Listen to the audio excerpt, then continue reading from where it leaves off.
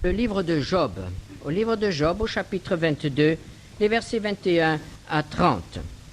Job 22, versets 21 à 30.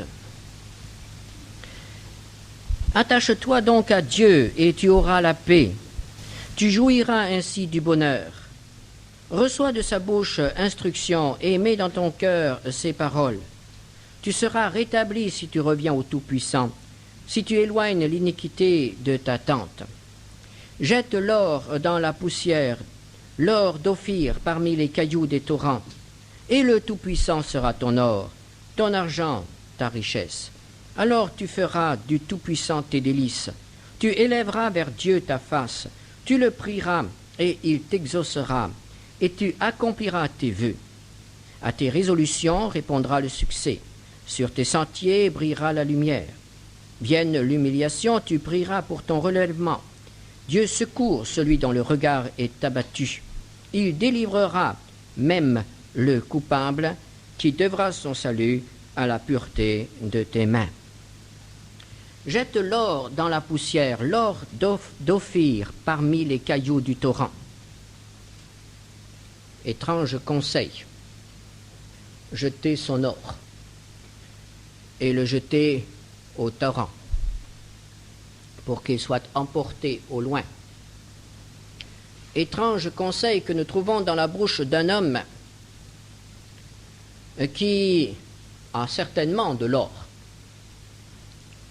qui était en bonne santé et qui s'adressait à un homme qui, en une journée, avait perdu tous ses biens, ses troupeaux, ses maisons, il avait perdu tous ses enfants, et plus tard, il a même perdu sa santé. Voici que l'homme qui a tout conservé s'adresse à celui qui a tout perdu et lui dit « Si tu as de l'or, jette-le au torrent. » Nous comprenons, il y aurait beaucoup de choses à dire sur cette attitude, évidemment, mais nous comprenons qu'il ne s'agit pas seulement de l'or que, mesdames, vous portez à votre cou ou que, messieurs, vous avez bien soigneusement caché dans votre matelas. Mais ce n'est pas de cet or-là qu'il est question. Il y a des choses qui, pour nous, valent de l'or. Et valent même plus que l'or. Et nous allons prendre ce matin 3 exemples. Nous allons rencontrer 3 hommes qui ont suivi ce conseil, volontairement ou involontairement, et qui ont eu part aux promesses de Dieu, qui ont découvert que Dieu vaut plus que l'or et l'argent, que Dieu vaut plus que tout ce que nous allons encore voir ensemble. Le premier sera Moïse que nous connaissons bien. C'est de lui qu'Étienne dira, le jour de sa comparution devant le tribunal, en racontant l'histoire d'Israël, Étienne, parlant de Moïse, dira dans Actes 7, versets 22 et 23, « Moïse fut instruit dans toute la sagesse des Égyptiens, et il était puissant en parole et en œuvre. Il avait 40 ans lorsqu'il lui vint dans le cœur de visiter ses frères, les fils d'Israël. » Moïse, à l'âge de 40 ans, était arrivé presque à l'apogée de sa carrière. Il était un prince égyptien, prince de la plus puissante nation de l'époque. Tout était à sa disposition, non seulement l'or et l'argent, mais tout le reste, les honneurs, la gloire, l'autorité, peut-être même allait-il pouvoir accéder au trône d'Égypte, ou tout au moins à un poste extrêmement important. Il avait 40 ans. Et voici qu'un jour il refuse, il rejette tout cela, et il prend parti pour un peuple d'esclaves. Il se rend solidaire des Hébreux. son peuple, et il choisit d'être de leur côté. Il avait 40 ans, et tout espoir lui était permis. Et voici qu'il choisit de se solidariser avec un peuple qui n'avait pas d'avenir, un peuple d'esclaves, un peuple dont on tuait de temps à autre même les jeunes enfants. Hébreux 11, versets 24 à 27, c'est par la foi que Moïse, devenu grand, refusa d'être appelé fils de la fille de Pharaon. Il rejette donc son titre, il renonce à son titre, à sa position, aimant mieux être maltraité avec le peuple de Dieu que d'avoir pour un temps la jouissance du péché, regardant l'opprobre de Christ comme une richesse plus grande que les trésors de l'Égypte, car il avait les yeux fixés sur la rémunération.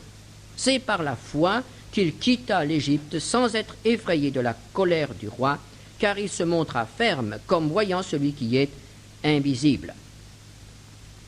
Il a choisi. Il a renoncé à son titre princier. Il a renoncé, nous dit la parole, à la jouissance du péché. Il a renoncé au trésor de l'Égypte et il a choisi d'être parmi les esclaves, d'être considéré comme un membre de ce peuple d'esclaves, d'appartenir à un peuple maltraité, écrasé, exploité, voué à la mort. Et l'Épître aux Hébreux nous dit, il a choisi l'opprobre de Christ. Est-ce que les promesses de Dieu se sont réalisées pour lui? Quelles promesses trouvons-nous dans le livre de Job? Dans le Job, nous trouvons au chapitre 23, verset 26, « Tu élèveras vers Dieu ta face. » Dans l'Épître aux Hébreux, il nous est dit que Moïse, au verset 27, voyait celui qui est invisible. Cette promesse de Dieu s'est réalisée pour lui. Dieu promet d'accorder la communion, l'intimité avec lui à celui qui choisit de le servir, à celui qui choisit de le suivre, quel qu'en soit le prix. Et c'est ce que Moïse a connu, comme voyant l'invisible. Dans le livre du Deutéronome, nous lisons quelles étaient les relations de Moïse avec Dieu. Deutéronome au chapitre 34, verset 10.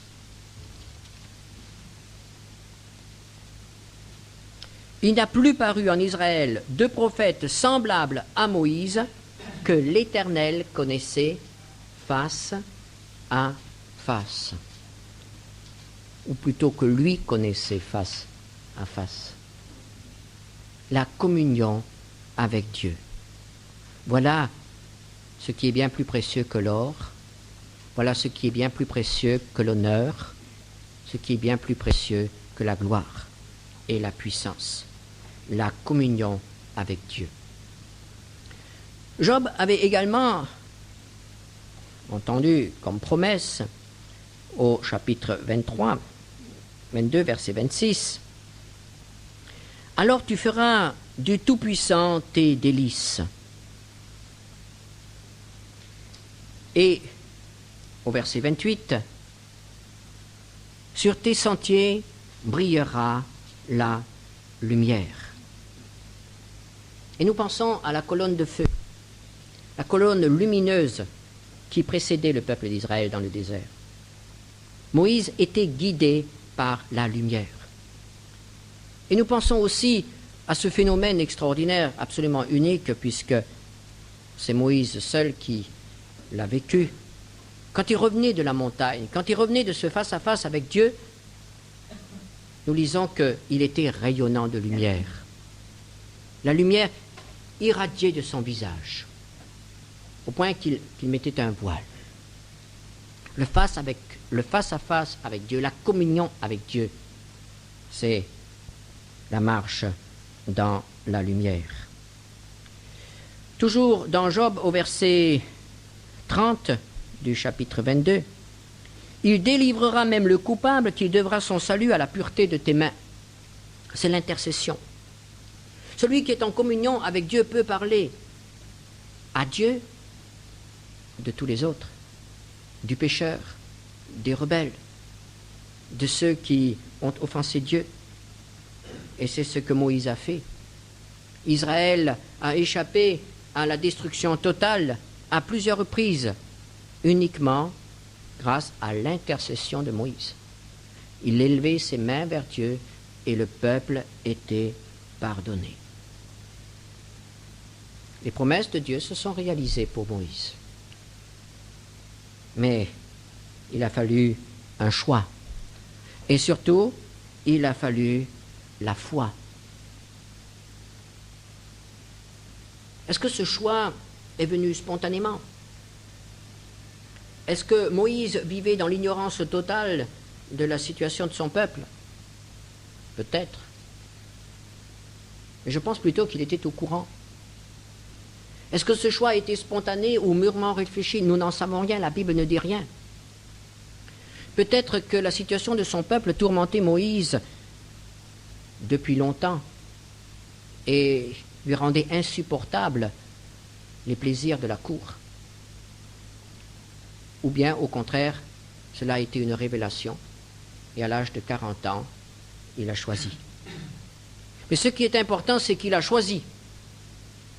Quelle que soit la durée, quel que soit le cheminement, il y a un moment où il faut choisir. Et à ce moment-là, Moïse a choisi. Et que s'est-il passé après ce choix? Après ce choix, il s'est passé quelque chose de dramatique, au point que tout a paru échouer. Moïse a tué un homme et a dû s'enfuir, et pendant 40 ans, il était dans le désert, gardien des troupeaux de son beau-père. Il avait 40 ans quand il a choisi, et pendant 40 ans, c'est-à-dire jusqu'à l'âge de 80 ans, il a été berger. Et pendant ces 40 années, il a pu considérer son choix comme un échec total, comme une catastrophe sans pareille. Il pouvait se dire que s'il était resté prince, il aurait peut-être pu, par son influence, soulager son peuple. 40 années de réflexion, c'est une vie pour nous. Quand un homme se trompe à 40 ans et qu'il arrive à l'âge de 80 ans sans avoir pu réparer son erreur, en subir les conséquences, on considère cela comme un échec.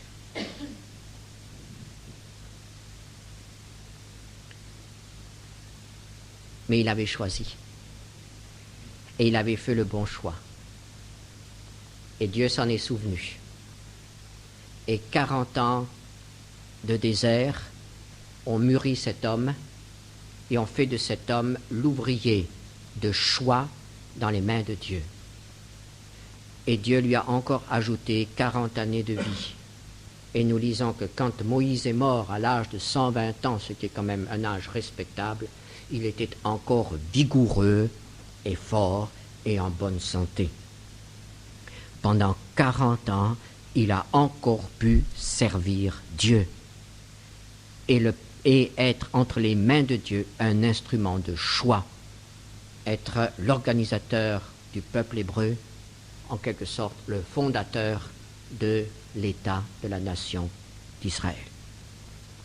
Il avait, malgré les apparences, bien choisi. Un autre exemple, le prophète Jérémie. Chapitre 20 du prophète Jérémie. 20, versets 7 à 8.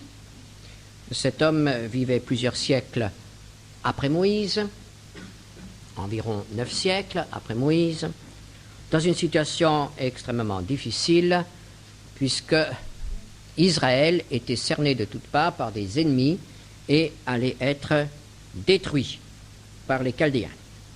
Jérémie 20, verset 7. Voici ce que dit ce prophète dans un moment très difficile de sa vie. Il vient d'être insulté et accusé faussement et jeté en prison. Et le voici maintenant en prison. Et il s'adresse à Dieu. Versets 7 à 8. Tu m'as persuadé, Éternel, et je me suis laissé persuader. Tu m'as saisi et tu m'as vaincu, et je suis chaque jour un objet de raillerie. Tout le monde se moque de moi, car toutes les fois que je parle, il faut que je crie à la violence et à l'oppression. Et la parole de l'Éternel est pour moi un sujet d'opprobre et de risée chaque jour. Jérémie n'a pas eu à choisir comme l'a fait Moïse. Jérémie était encore jeune et Dieu l'a appelé à être prophète. Jérémie n'avait pas d'or à jeter au torrent, ni de gloire, ni la puissance. Mais Jérémie a dû renoncer à d'autres choses qui valent de l'or. Jérémie a dû annoncer un message qui n'a pas été reçu par son peuple. Son peuple était en guerre. Il fallait une mobilisation générale contre l'envahisseur. Et voici qu'un homme se lève, un prophète qui parle de la part de l'Éternel et qui dit « Capitulez ». Les Chaldéens sont les serviteurs de Dieu. Ils viennent pour détruire le pays. Ils viennent pour vous déporter, accepter le châtiment de Dieu. On appelle cela un prophète de malheur. On appelle cela un défaitiste. Il peut être accusé, et il a été accusé, de démoraliser l'armée. Tout ce que le roi entreprenait, tous ses efforts pour fortifier la ville de Jérusalem, on entendait dans les rues de Jérusalem la voix du prophète Jérémie qui disait « C'est inutile, rendez-vous aux Chaldéens, cessez toute résistance, capitulez, rendez-vous ». Est-ce que Jérémie était payé par l'ennemi? Est-ce que Jérémie était une cinquième colonne? Oh non. Jérémie était un patriote. Jérémie aimait Jérusalem. Jérémie aimait son peuple. Mais il avait un message à transmettre. Un message dont chaque parole était une humiliation d'abord pour lui. Un message qui passait mal, qui sortait mal, qui le déchirait. À quoi Jérémie a-t-il renoncé? Il a renoncé à son honneur, il a renoncé à sa réputation, il a accepté d'être considéré comme un collaborateur, un traître. Il a été injurié par tous ceux qui disaient servir l'Éternel, le même Dieu que lui, par les chefs religieux du temple, par ceux qui se disaient prophètes. Il y en avait une armée qui était prête à assurer le roi qu'il allait réussir dans son entreprise de défense du pays contre les Chaldéens. Et Jérémie était le seul à dire « Vous échouerez et vous mourrez ». Jérémie a perdu son honneur, Jérémie a perdu sa liberté pendant de longues années, il a été en prison.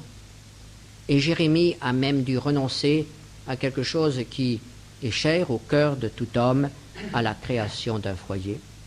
Dieu lui dit dans Jérémie 16, verset 2, « Tu ne prendras point de femme, tu n'auras dans ce lieu ni fils ni fille. » Pour Jérémie, il n'y aura pas de postérité.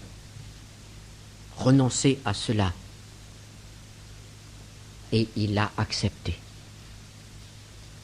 Il a choisi. Il s'est laissé persuader. Et il a dit oui, dans les larmes et dans la souffrance, oui, par amour pour son Dieu.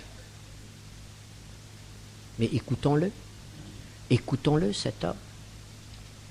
Dans le livre des Lamentations, Lamentations de Jérémie, écoutons-le, chapitre 3. Je suis l'homme qui a vu la misère sous la verge de sa fureur. Il m'a conduit, mené dans les ténèbres et non dans la lumière. Contre moi il tourne et retourne sa main tout le jour. Il a fait dépérir ma chair et ma peau. Il a brisé mes os. Il a bâti autour de moi. Il m'a environné de poison et de douleur. Il me fait habiter dans les ténèbres. Tout à l'heure, nous disions que celui qui suit le Seigneur marche dans la lumière. Et voici un homme qui dit, mais pour moi, suivre le Seigneur, ce sont les ténèbres. Il m'a entouré d'un mur pour que je ne sorte pas. Il m'a donné de pesantes chaînes. J'ai beau crier et implorer du secours. Il ne laisse pas accès à ma prière. Nous avions dit que celui qui choisit Dieu vit en communion avec lui. Et voici un homme qui dit, ma prière ne passe pas. Il a fermé mon chemin avec des pierres de taille, il a détruit mes sentiers, il a été pour moi un ours en embuscade, un lion dans un lieu caché. Il a détourné mes voies, il m'a déchiré, il m'a jeté dans la désolation, il a tendu son arc et il m'a placé comme un but pour sa flèche. Il a fait entrer dans mes reins les traits de son carquois. Je suis pour tout le peuple un objet de raillerie, chaque jour l'objet de leur chanson. Il m'a rassasié d'amertume, il m'a enivré d'absinthe, il a brisé mes dents avec des cailloux, il m'a couvert de cendres, tu m'as enlevé la paix, je ne connais plus le bonheur, et j'ai dit ma force est perdue, je n'ai plus d'espérance en l'Éternel. Jusque-là, jusqu'au plus profond du gouffre, c'est là que Jérémie se retrouve parce qu'un jour il s'est laissé persuader par Dieu.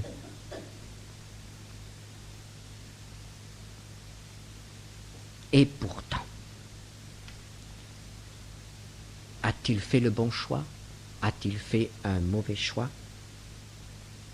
Jérémie, à un certain moment, dira, chapitre 17, verset 16, « Pour t'obéir, je n'ai pas refusé d'être pasteur. » C'est par obéissance qu'il est devenu prophète.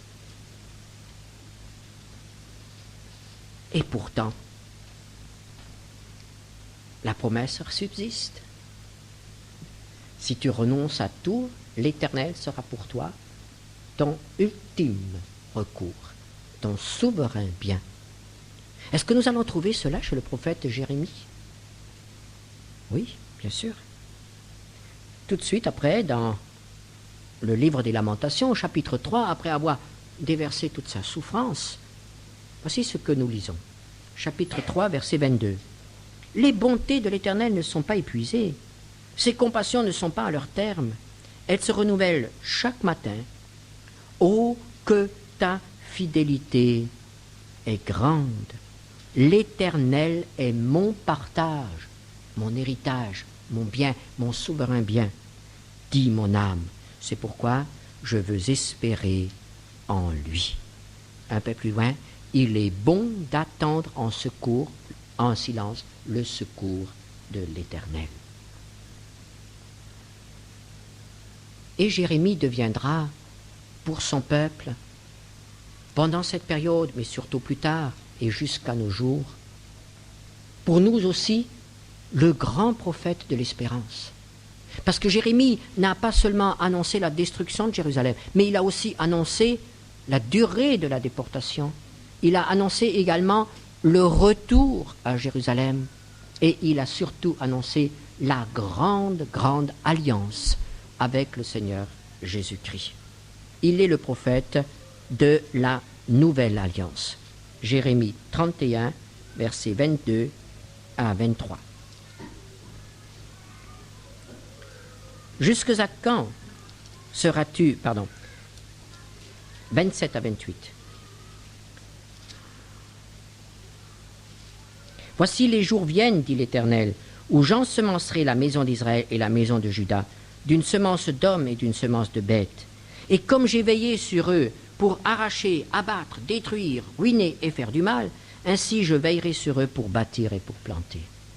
En ces jours-là, on ne dira plus « Les pères ont mangé des raisins verts et les dents des enfants en ont été agacées. » Et un peu plus loin, il annonce la nouvelle alliance au verset 31. « Je ferai avec la maison de Juda une alliance nouvelle. » La nouvelle alliance, celle dont nous bénéficions. Oui, l'Éternel a vraiment été aussi pour Jérémie son suprême bien, sa suprême consolation. Et nous allons prendre un dernier exemple qui est le mieux connu de chacun d'entre nous, c'est l'exemple de Paul. Lui aussi a fait un choix et il a renoncé. Il a renoncé à une carrière brillante comme rabbin dans le judaïsme, comme chef religieux. Il a renoncé aux avantages, aux privilèges de sa naissance et de son éducation. Pourquoi ? Pour servir Christ. Et il nous le dit dans l'Épître aux Philippiens, Philippiens 3, il nous dit, en parlant de tous les avantages qu'il avait autrefois, il nous dit au chapitre 3, verset 7, « Ces choses qui étaient pour moi des gains, je les ai regardées comme une perte à cause de Christ. Et même je regarde toutes choses comme une perte à cause de l'excellence de la connaissance de Jésus-Christ mon Seigneur, pour lequel j'ai renoncé à tout. Et je les regarde comme de la boue, afin de gagner Christ. » Et il a vécu une vie errante. On appelle cela aujourd'hui un ministère d'itinérance, allant de lieu en lieu pour annoncer la parole de Dieu, pour fonder des églises. Mais il a énormément souffert. Nous n'allons pas lire maintenant ces textes où il décrit toutes ses souffrances. Mais quand on lit qu'il a fait plusieurs fois naufrage, quand on lit qu'il a été flagellé à plusieurs reprises, qu'il a même été lapidé, on comprend que la vie de l'apôtre Paul était extrêmement mouvementée et qu'à plusieurs reprises, il avait lieu d'être découragé et de se dire « Mais est-ce que j'ai fait le bon choix ?» Mais pour l'apôtre Paul, il n'y avait plus aucun doute. Il avait choisi le Christ et pour le Christ, il était prêt à renoncer à tout. Et c'est ce qu'il dit à des amis qui le supplient de ne pas continuer son voyage vers Jérusalem, car Paul est averti qu'à Jérusalem, il va être arrêté, emprisonné. Alors, ses amis essayent de l'arrêter, de lui préserver cet emprisonnement et tout ce qui peut être la suite d'un jugement. Mais l'apôtre Paul nous explique, dit à ses amis au chapitre 20 des Actes, verset 24, « Je ne fais pour moi-même aucun cas de ma vie, comme si elle m'était précieuse, pourvu que j'accomplisse ma course avec joie et le ministère que j'ai reçu du Seigneur Jésus, d'annoncer la bonne nouvelle de la grâce de Dieu. » Il a été ambassadeur de Christ jusqu'à la fin, et il en est mort. Il avait choisi. A-t-il eu de l'or spirituel? Certainement.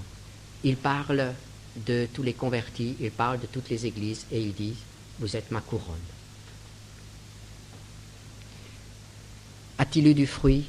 Certainement. Nous lisons presque tous les jours les épîtres de Paul. Dans nos églises, nous puisons dans ces lettres les richesses, les instructions, les conseils, le réconfort dont nous avons besoin dans toutes les situations. Dieu lui a donné des trésors et il nous les a transmis. Un héritage bien plus important que tout l'or et tout l'argent qu'un père pour transmettre à ses enfants, que le nom, que la gloire, que la puissance, qu'un titre ou que la réussite. Il a apporté aux hommes la lumière de l'Évangile. Un choix. Avons-nous fait le bon choix? C'est une question de confiance. Vous l'avez remarqué, Moïse, pendant 40 ans, a pu douter de son choix. Jérémie, jusqu'à son dernier instant, parce qu'il a encore été déporté en Égypte, il a été tué en Égypte. Jérémie, jusqu'au dernier moment, n'a pas vu de résultat positif de son ministère. Et il a pu se demander, mais est-ce que j'ai fait le bon choix? Et l'apôtre Paul aussi est mort. Il ne pouvait pas voir vraiment s'il avait fait le bon choix. Il le savait. Les trois l'ont su. C'est une question de patience et de confiance. Nous sommes trop pressés. Lorsque les choses ne vont pas comme nous l'entendons, lorsque nous n'obtenons pas tout de suite un résultat positif d'un effort, nous arrêtons, nous renonçons à l'effort. Nous nous décourageons. Lorsque nous n'obtenons pas tout de suite le fruit de ce que nous avons investi, lorsque nous n'avons peut-être pas tout de suite l'approbation du choix que nous avons fait, nous nous décourageons et nous abandonnons. La parole de Dieu nous dit que le secret de la marche avec Dieu est la confiance absolue, même si pendant des années, il semble que les événements et les circonstances proclament que nous nous sommes trompés. Mais si nous avons répondu à Dieu, si nous obéissons à sa parole, nous avons fait le bon choix, même si notre or et notre argent sont emportés par le torrent, même si nous y perdons peut-être notre honneur, même si nous y perdons nos amis, même si nous perdons le peu que nous avons, si nous avons fait le bon choix, nous sommes gagnants. C'est une question de patience. Il faut savoir attendre. Et nous ne pourrons attendre que si nous savons faire confiance. Avons-nous fait le bon choix? Nous en récolterons certainement les fruits. Probablement pas sur cette terre, mais plus haut. Prions ensemble. Seigneur notre Dieu, nous te rendons grâce parce que tu nous montres dans ta parole qu'il y a un choix à faire entre les choses dont nous pouvons jouir immédiatement, les choses visibles, et celles qui sont à venir. Ô Seigneur, accorde-nous la grâce de ne nous attacher à rien au point que cette chose ou cette personne ne soit un obstacle entre toi et nous. Que tu aies la première place dans notre vie. Que tu sois et que tu restes le but de notre vie. Merci Seigneur parce que tu ne déçois pas ceux qui te font confiance.